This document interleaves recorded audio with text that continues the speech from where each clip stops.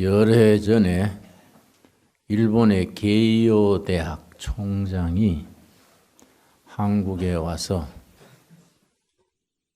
선진 산업 국가들의 고등교육의 실패에 대해서 특강을 한 적이 있습니다. 저는 그때 한 대학의 이사장으로 있었기 때문에 그 자리에 참가해서 얘기를 듣고 상당히 감명을 받았습니다. 그래서 세월이 지났는데도 그 게이오 대학 총장의 강연의 내용 요지가 세 가지입니다. 를 잊혀지지를 않습니다. 미국, 일본, 유럽, 한국을 포함한 선진 산업 국가들이 대학 교육, 중고등 교육에 실패하고 있다. 그 실패한 내용 세 가지를 지목했습니다. 첫째, 청소년들에게, 청년들에게 삶의 의미를 가르쳐 주지 못한다. 교육이 청년들에게 살아가야 될 이유, 평생을 붙들고 나가야 될 삶의 지표를 가르쳐 줘야 하는데 그걸 실패하고 있다. 둘째는 국가 건설에 사명감을 심어주지를 못하고 있다.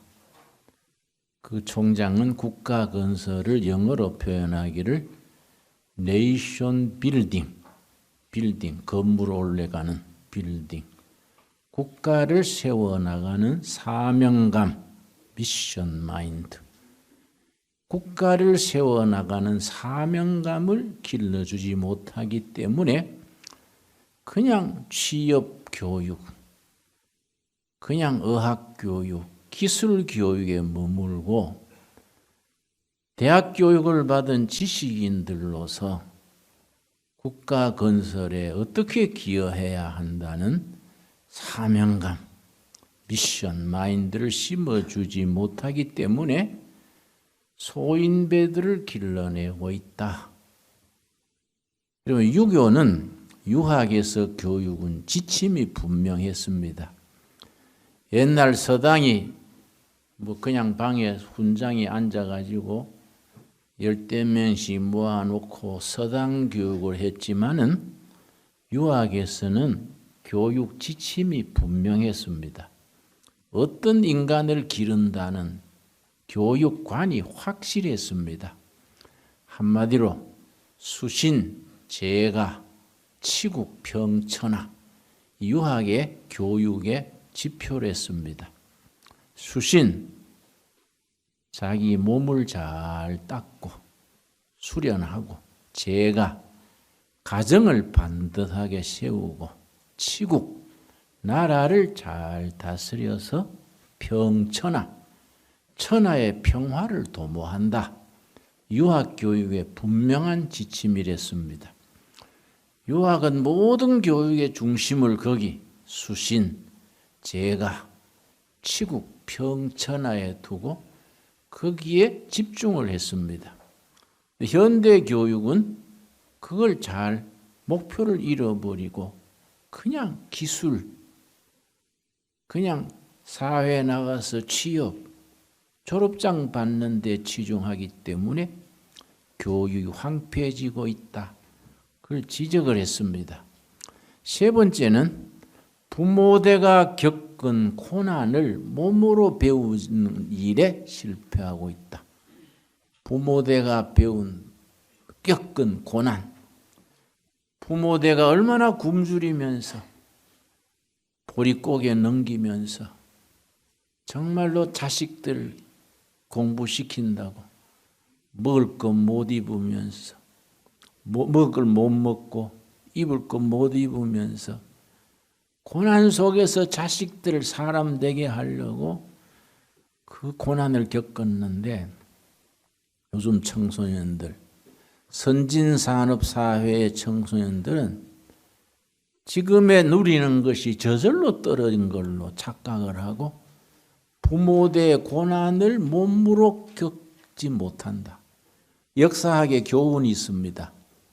부모의 고난을 배우지 못한 후대들은 다시 그 고난의 역사를 되풀이한다. 역사학에 나오는 하나의 명언입니다. 우리 기독교 신앙은, 성경의 신앙은 감사하게도 세 가지를 다 포함하고 있습니다. 그래서 교회가 위대하고 교회가 중요한 겁니다. 교회는 성경 말씀 속에서 진리의 말씀을 통해서 모든 성도들에게, 청소년 자녀들에게 삶의 의미를 가르쳐 줍니다. 성경에는 창세기부터 계시록 사이에 국가 경영, 시대 경영, 가정 경영, 모든 경영에 대한 지침을 일러줍니다. 실패한 얘기, 성공한 얘기, 다윗의 얘기, 솔로몬의 이야기, 느헤미야, 다니엘, 바울, 베드로, 대를 이어가면서 좋은 사회, 좋은 국가는 어떻게 건설해야 된다. 누누이 가르쳐주고 있습니다. 그래서 성경은 위대한 책입니다. 우리는 성경을 들고 다니면서도 말씀의 신앙, 말씀의 중심의 교회라고 말하면서도 말씀의 우리 영혼 속에 깊이 뿌리 내지 못하고 겉돌고 있습니다. 이걸 극복을 해야 됩니다. 오늘 읽은 본문 말씀 역대하 17장은 이스라엘의 여호사밧 왕의 이야기입니다. 여호사밧 왕은 아버지 아서 왕의 대를 이어서 젊은 나이에 왕이 됐는데 아버지 왕 때에 하나님 중심의 정치를 하지 못하고 정치가 인간적으로 표류해서 많은 어려움을 겪었습니다. 그래서 41년 통치 끝에 혼란한 사회를 아들에게 물려줬습니다. 역대하 그 앞에 장 16장 9절을 보겠습니다. 선지자 하난이라는 선지자가 여호사밧 왕의 아버지 아사에게 정말 진심으로 권하는 얘기입니다. 왕이시여, 그렇게 정치를 하나님을 잊어버리고 대충대충 인간적으로 하면 안 됩니다. 혼을 기울여서 이 선지자가 아사 왕에게 권했습니다. 16장 9절입니다. 여호와의 눈은 온 땅을 두루 감찰하사 샅샅이 살핀다 이 말입니다. 전심으로 자기에게 향하는 자들을 위하여 능력을 베푸시나니 하나님은 지상의 지도자들에게, 지상의 일꾼들에게 하늘의 능력을 주어서 바른 정치, 바른 사회, 건강한 국가, 행복한 가정을 이루기를 하나님이 원하셔서 그 능력을 주시기를 원하는데 능력을 받아서 실천할 사람을 하나님이 고르고 있습니다. 그 얘기입니다. 능력을 베푸시나니 이 일은 왕이 망령되이 행하셨은즉 왕이 하나님의 뜻을 저버리고 인간 중심으로 우왕좌왕 그렇게 하기 때문에 이후부터는 왕에게 전쟁이 있으리이다. 이렇게 이제 선지자 하나니가 여호사밧 왕의 아버지 아사 왕에게 진심으로 충고했지만은 아사 왕이 그렇지를 못했습니다. 41년 동안 나라는 혼란에 빠지고 안팎으로 흔들렸습니다. 이때 여호사밧이 왕으로 등극합니다. 17장 1절. 17장 1절에서 9절 사이에 여호사밧 왕이 국가 경영, 이 국가를 바로 세우기 위해서 네 가지를 실천했던 사항이 조목조목 나옵니다. 이게 우리나라를 이끌어가는 정치인들이나 경영인들이나 지도자들의 교과서입니다. 성경에 이런 교과서가 있는데 이걸 사람들이 잘 자기의 삶의 지표로 국가 경영을 하고 기업을 경영하는 데에 지침으로 삼지 못하고 헤매고 있는 현실이 참 아쉽습니다. 17장 1절 아사의 아들 여호사밧이 대신하여 왕이 되어 스스로 강하게 하여 이스라엘을 방어하되 아버지를 이어서 여호사밧이 왕이 되어서 첫째로 첫째 국방을 안보를 탄탄히 다졌습니다. 옳은 이야기지요? 경제는 허물어져도 다시 일으키면 됩니다. 뭐 그래 안 돼야 되겠지만은 경제는 허물어져도 국민이 마음을 모아서 다시 일으키면 되지만은 국가의 국방, 안보는 허물어지면은 이거는 끝나버리는 겁니다. 그 여호사밧 왕이 딱 왕위에 오르자마자 먼저 안보를 탄탄하게 아주 튼튼한 안보에 전력을 쏟았습니다. 그때 상황이 우리 지금 나라와 꼭 같습니다. 북쪽 이스라엘, 남쪽 유다가 서로 분열이 돼서 다툴 때입니다.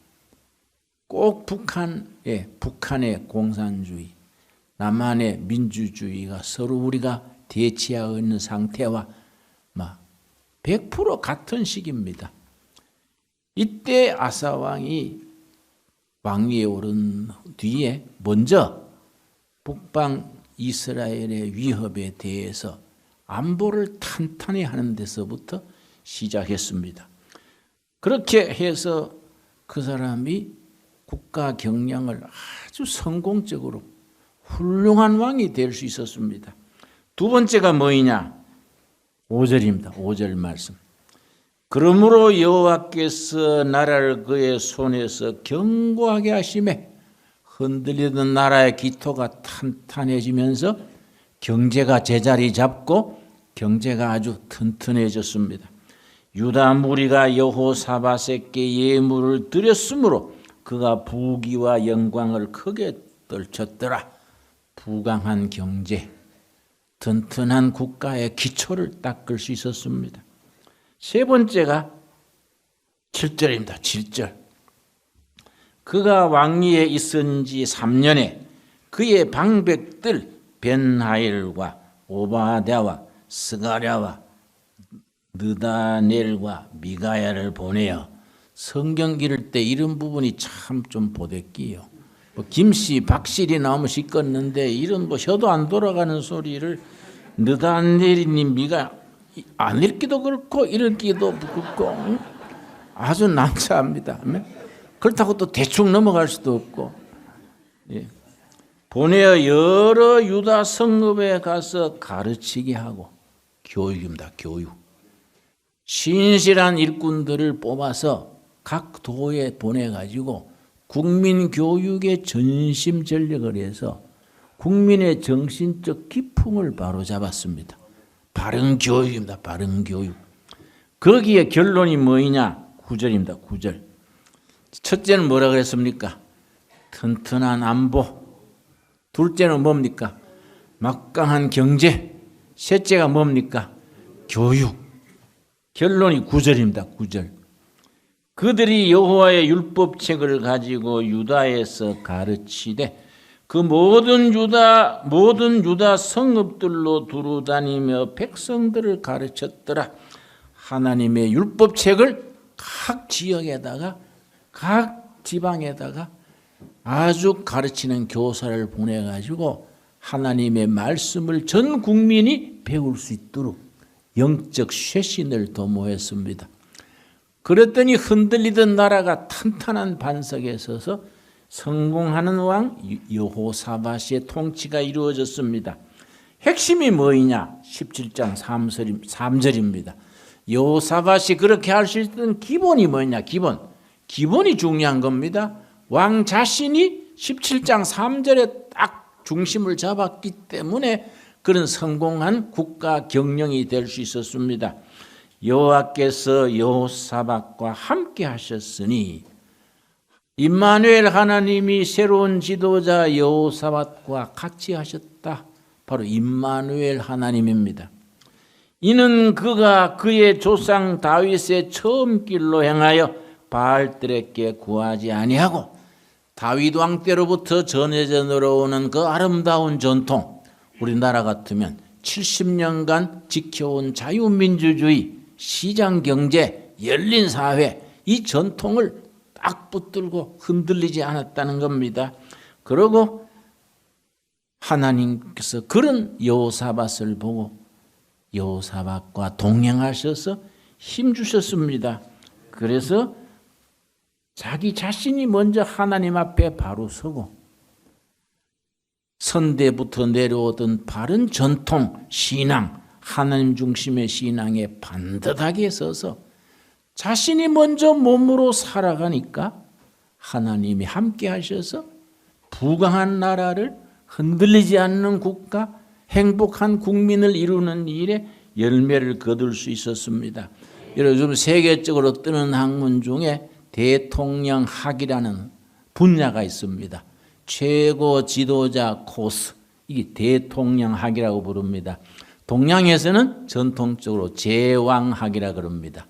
제왕학은 한 나라의 왕이 그 나라 국가 경영하는 모든 도리를 제왕학이라 그랬는데 요즘은 그 옛날 쓰던 말이지요. 요즘은 제왕학이란 거하고 대통령학이라 그럽니다. 미국의 대통령학의 최고 권위자가 대통령이 자기 직을 수행하는 데 있어서 꼭 필요한 항목 5가지를 아주 자세하게 적은 글이 있습니다. 이 대통령학의 하나의 출발점이 됩니다. 몇 가지라고요? 5가지. 이런 걸 우리 마음에 잘 새겨야 됩니다. 첫째가 뭐냐? 국민들에게, 기업은 사원들에게, 교회는 교인들에게 비전을 제시할 수 있는 능력. 비전이란 건 뭐냐? 온 국민이, 온 사원들이, 온 교인이, 가정으로 말하면 온 식구들이 함께 바라보고 나가야 될 공통의 목표, 이걸 비전이라 그럽니다. 대한민국 온 국민이 함께 바라보고 지금 이런 위대한 미래를 건설하기 위해서 허리띠 졸라매고 오늘의 고난을 이겨나갑시다. 힘을 모읍시다. 그럼 좋습니다. 그렇게 국민이 단결하게 하고 사원들이 힘을 합치게 하고 고난의 시기에 막 불황이 오고 불경기가 와도 하루 3끼 못 먹고 2끼 먹고 밥 못 먹고 죽 먹어도 우리는 희망이 있으니까 힘을 합칩시다. 이게 비전입니다. 비전. 미래에 함께 바라보고 나갈 비전을 제시하는 능력, 첫째입니다. 2번째, 그것을 설득할 수 있는 설득력. 아무리 좋은 이상 좋은 목표도 자기 혼자 마음에 품고 있으면 아무것도 이루어지지 않지요. 국민들을 설득해야 됩니다. 그래서 그 설득하기 위해서 반대하는 사람들을 인내심을 가지고 찾아다니면서 설득하는 겁니다. 3번째가 되면 뭐냐? 일관성, 특별히 도덕적인 일관성. 그걸 영어로는 인테그리티 그래요. 모랄 인테그리티. 이랬다 저랬다 하지 말고 그 여호사밧의 아버지 아사왕은 일관성이 없었어요. 민심 따라서 자기 생각 따라서 정치가 왔다 갔다 41년 하고 나니까 나라가 아주 뿌리채 흔들렸습니다. 그 아들 여호사밧이 딱 왕이 된 뒤에 하나님 중심에 딱 서서 하나님의 말씀을 각 지방에 가르치게 하고 안보를 튼튼히 하고 경제를 일으키면서 일관되게 인테그리티 일관되게 하니까 나라가 일어선 거지요. 여러분, 일관성이 참 중요합니다. 4번째가 뭐냐면 열정입니다. 열정 패션입니다. 패션. 하나님은 열정 있는 사람, 가슴이 뜨거운 사람을 쓰시는 겁니다. 자기 맡은 일에 자기 인생을 걸어야 됩니다. 성경은 누누이 그걸 말해줍니다. 마음을 다하고 뜻을 다하고 힘을 다하고 목숨을 다해서 하나님을 사랑하고 네 이웃을 너 몸같이 사랑하라. 그게 열정이 열정. 자기 맡은 일에 하나님 사랑하는 일에 교회 일에 직장 일에 자기 인생을 투자하는 일에 마음을 다하고 뜻을 다하고 힘을 다하고 목숨을 다해. 그러면 뭡니까? 자기 인생을 통째로 투자하는 패션, 열정입니다. 열정. 여러분, 무슨 일을 맡았든지 그 일에 인생을 100% 투자할 수 있게 되기 바랍니다. 대충 하면 안 돼요. 대충은 이거 일의 기초가 안 잡힙니다. 열정을 가지고 자기 맡은 일에 감당하는 겁니다. 응? 못된 일에 열정 다하면 안 되지요, 여러분.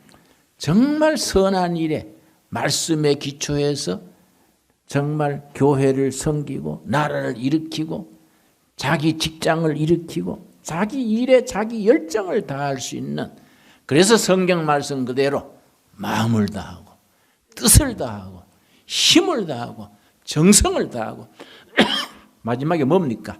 목숨을 다해서 자기 맡은 일에 열중할 수 있게 되길 바랍니다.